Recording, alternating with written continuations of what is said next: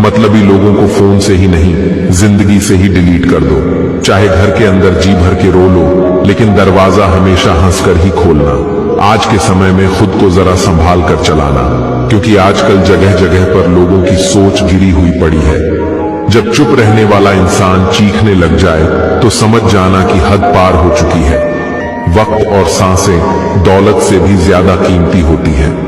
इस दुनिया में किसी भी इंसान की मदद करने के लिए धन की नहीं, बल्कि एक अच्छे मन की जरूरत होती है। हिसाब किताब सिर्फ ऊपर वाले ने ही सही लगाया।